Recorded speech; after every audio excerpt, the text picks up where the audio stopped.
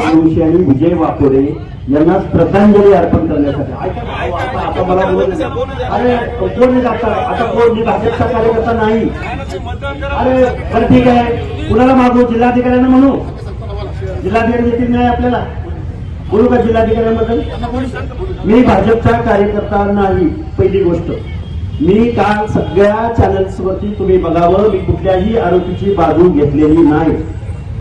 फोटोवरून मी काल बोललेलो आहे की माझा फोटो त्यांच्याबरोबर असेल तर त्यांच्याबरोबर शरदचंद्रजी पवारांचा पण फोटो आहे, त्यांच्याबरोबर मुख्यमंत्र्यांचा फोटो आहे आणि त्यांच्याबरोबर बजरंग बाप्पा सोनवणेंचा फोटो आहे, त्यांच्याबरोबर सुरेश दसांचा फोटो आहे आणि माझाही त्यांच्याबरोबर फोटो आहे. सगळ्यांना समान न्याय लावा ना. मी कार्यकर्ता म्हणून लढणारा कार्यकर्ता आहे. मला कुठेतरी वेदना झाली म्हणून मी इथून 450-500 किलोमीटरवरनं मी इथं आलो. ती माझा एक भक्तविमुक्त जाती जमाती मधला सोमनाथ सूर्यवंशी वडार समाजातला कार्यकर्ता आहे.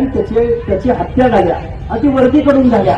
आणि खरात साहेब, तुम्ही आणि खूप माझं आणि तुमचं एकच एरिया आहे. मी नामदेव ढसाळांवरती PhD करणारा कार्यकर्ता आहे. मी नामदेव ढसाळांच्या सहवासात विद्यार्थी दशेत मला सहवास भेटला, खूप नाही, पण मी चळवळीतला कार्यकर्ता आहे. पहिल्यांदा माझं कुठलीही स्पीच, कुठलीही बाईट मी विश्वरत्न महामानव डॉक्टर बाबासाहेब आंबेडकरांचं नाव घेतल्याशिवाय मी कधीही सुरुवात करत नाही. माझी सगळी माहिती तुम्हाला त्या सोशल मीडियात भेटेल, तुम्हाला त्या सगळ्या गोष्टीत भेटेल. मी बीजेपीचा कुठलाही कार्यकर्ता समर्थक म्हणून इथं आलो नाही. मी कुठेही आमदार खासदार कुठल्याही पक्षाचा प्रतिनिधी नाही. मला एकच कळतं की माझ्या दीनदलित बांधवावरती, आदिवासी बांधवावरती, भटक्या जाती जमातीच्या बांधवावरती अन्याय झाला नाही पाहिजे, ही माझी भूमिका आहे.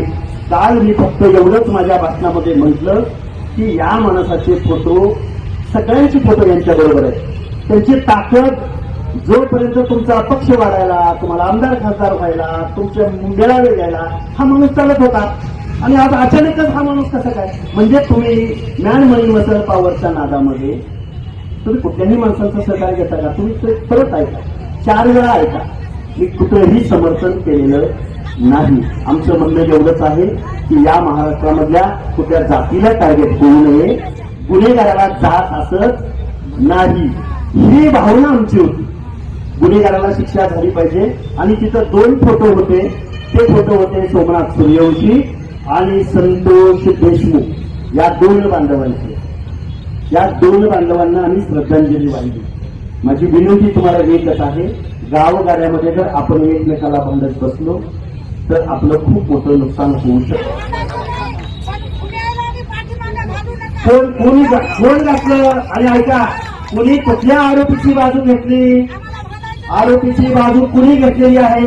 आणि मी जर बाजू घेतली तर इथली न्याय व्यवस्था, डॉक्टर बाबासाहेब आंबेडकरांचं संविधान हे त्याला शिक्षा देणार आहे ना. आणि मी नाही म्हटलं तर मला माझं कोण ऐकणार? इथं संविधान सर्वश्रेष्ठ आहे, इथला कायदा सर्वश्रेष्ठ आहे. त्यामुळं मी आज इथं आलोय स्वर्गीय वंदनीय विजयरावजी वाकोडे आणि सोमनाथ सूर्यवंशी यांना श्रद्धांजली अर्पण करायला. तुम्ही एवढे 25 दिवस झालं संघर्ष करताय, या संघर्षाला पाठिंबा द्यायला.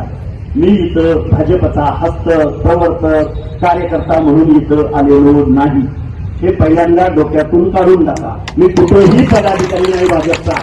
श्रद्धेय बाळासाहेब आंबेडकरांच्या बरोबर त्यांच्या उमेदवारांना जाहीर पाठिंबा व्यक्त करून आणि बाळासाहेब आंबेडकरांनी ओबीसीची बाजू घेतली म्हणून त्यांचं पहिल्यांदा स्वागत करणारा कार्यकर्ता इथं उमेदवार आहेत. वंचितचे सुरेशराव जिप्पाड हे सांगतील, इथं चंद्रसेन सोनार हे सांगतील. दिगंची आणि कोळा जुनोनी किती अंतर आहे? त्यामुळे आपण थोडासा आपला संवाद वाढवू आणि आपण आपल्या माणसावरती अन्याय होत भागातला तुमचा काही राग असेल तर तिकडे काढा. इथं आंदोलनात तुम्ही आमच्यासाठी इथं आलेला आहात. थांबा, इथं कोणी राजकारण करायचं नाही. राजकारण कोण करते? कोण करते राजकारण? राजकारणाची भूमिका कुणी घेतली? हके साहेब आपल्याला भेटायला या ठिकाणी आलेले, त्यांचं आपण शांतपणे ऐकून घेतलं पाहिजे. त्यांचा कोणी हके साहेब नाही, तुमच्या मुख्यमंत्री सुद्धा येणार आहे. आपण सगळ्यांना त्यांचं ऐकून घ्या, त्याच्यानंतर आपल्याला काय बोलायचं बोला.